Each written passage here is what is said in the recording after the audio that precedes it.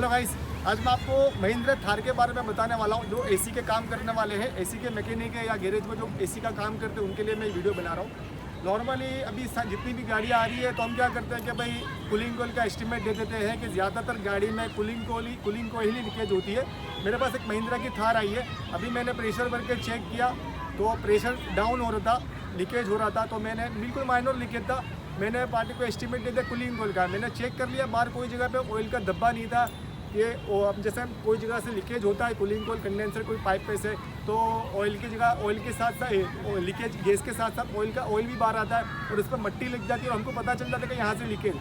लेकिन उसके अंदर मैंने क्या किया, मैंने उसको पार्टी को बोल दिया कि भाई कूलिंग कोयल लीकेज है।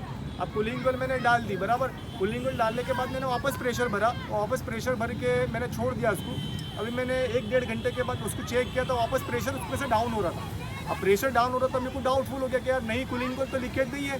अब काम करने वाला तो क्या है भाई, बाहर देखता है, कंडेंसर भी देखता है, कूलिंग को कंप्रेसर देखता है, पाइपें देखता है, कोई जगह से लीकेज है कि नहीं वो देखता है, फिर बाद में एस्टीमेट देता है। तो मैंने भी वही किया, मैंने सब चीज़ें चेक की और बाद में मैंने कूलिंग कोयल का एस्टीमेट दे दिया। अब कूलिंग कोयल मैंने फिट कर दी, उसमें पूरा डैशबोर्ड पूरा खोलना पड़ता, महिंद्रा में तो पता है पूरा अलग अलग खोलना पड़ता उसके अंदर। अब मैंने कूलिंग कोयल नहीं डाल दी। अब कूलिंग कोयल डालने के बाद मैंने प्रेशर भरा, 1.5 घंटे के बाद मैंने चेक किया तो वापस प्रेशर ड्रॉप होने लगा।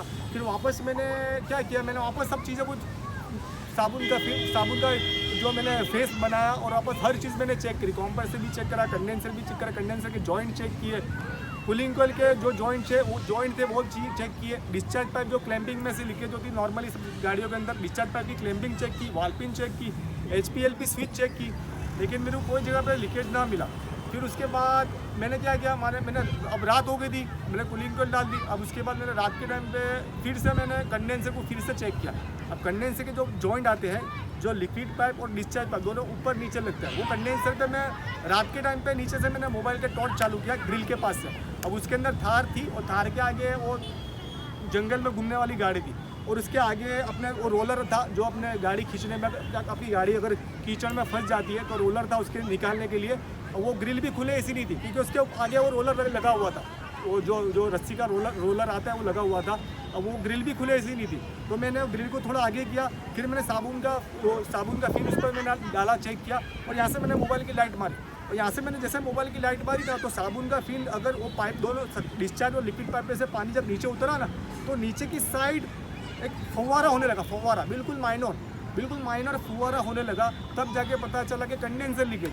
कंडेंसर कोई जगह से डैमेज नहीं था, ना एक्सीडेंट था, कुछ भी नहीं था, लेकिन कंडेंसर बिल्कुल और मोबाइल की टॉर्च के वजह से, जैसे हम शावर घर में नहाते हो, शावर बिल्कुल हल्की शावर होती है ना, ऐसे शावर के जैसा सुंदर से बिल्कुल निकल रहा था। तो वो मोबाइल की टॉर्च से मेरे को पता चल गया कि कंडेंसर लीकेज है। बाकी तो मैं परेशान हो गया, वो लीकेज नहीं मिल रहा था।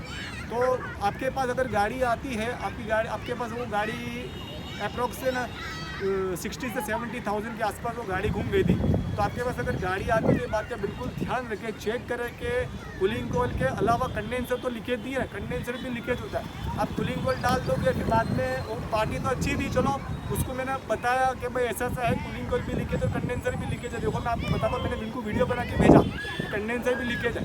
तो अगर आपकी पार्टी ऐसी है तो आपकी पार्टी तो ऐसा बोलेगी, कोई नया कस्टमर आया तो वो ऐसा बोलेगा कि आपने पहले क्या चेक किया, अभी कूलिंग कोयल डाली, मैं कूलिंग कोयल के लेबर के पैसे नहीं दूंगा, वो तो कभी ऐसा बोलेगा। तो ये बात का बिल्कुल ध्यान रखें कि कोई भी गाड़ी आती है तो पहले आप परफेक्ट चेक करें। कूलिंग कोयल के अलावा कंडेंसर भी लीकेज होता है, कंडेंसर सड़ के लीकेज हो जाता है, क्योंकि उसको होने का रीज़न क्या है कि कस्टमर क्या चला कर दे 1 साल 1.5 साल 2 साल कभी कंडेंसर को वॉश नहीं कराते। कंपनी में सर्विस में जाती है, 3 साल की वारंटी होती है, तो कंपनी वाले क्या करते हैं, फिल्टर चेंज कर देते हैं, फिल्टर को साफ करके लगा देते हैं, फिल्टर चेंज कर देते हैं, सर्विस में गाड़ी जाती है तो आगे कंडेंसर रेडिएटर वॉश होने का नंबर ही नहीं आता। क्योंकि कंपनी में आप जाते हो तो कंपनी में हर काम अलग अलग बांटा हुआ होता है, एसी वाला, मैकेनिक वाला, वॉशिंग वाला, सब अलग अलग होता है। अब एसी वाले ने वो चीज़ कर दिया, एसी गेस्ट ऑफ कर दिया, कंडेंसर का एसी का फिल्टर डाल दिया, लेकिन मेन जो जाने कंडेंसर रेडिएटर है उसको उसने वॉश ही नहीं किया। तो अब वॉशिंग वाले के पास यही, तो वॉशिंग वाला तो धोएगा नहीं जब तक उसको आप बोलेंगे नहीं। तो ये बात का बिल्कुल ध्यान रखें, आपका एसी का काम जहाँ भी होता है तो आप खुद mechanic as a mechanic condenser radiator वो खास वॉश करें। अगर कंडेंसर रेडिएटर आप वॉश करोगे तो कंडेंसर रेडिएटर की लाइफ भी बढ़ेगी और ऐसा प्रॉब्लम भी नहीं आएगा। तो बिल्कुल ये बात का ध्यान रखें। और मैकेनिक भाई मैकेनिक भाई के लिए मैंने कहा है कि वो भी ध्यान रखें कि आपके पास गाड़ी आती है तो कंडेंसरेटर को वॉश करें, तो कंडेंसरेटर की कम गर्म होगा, कंडेंसरेटर चौका होगा तो ज़्यादा गर्म होगा और गर्म होकर वो सड़ जाएगा, वो माइनर वाले मल्टीपल लीकेज हो जाए। ये बात का बिल्कुल ध्यान रखें, ठीक है। और ऐसे इन्फॉर्मेटिव बातें मैं आपको बताता रहूँगा। ऐसे फॉल्ट वाली गाड़ी जो काम करने वाले मैकेनिक भाई है, गैरेज के भाई है और एसी वाले भाई है, परेशान होते हैं, उनको मैं ये बताता रहूँगा। लोगों को बताते रहिए और पसंद है तो लाइक करिए और सब्सक्राइब करना ना भूलें। Thank you so much.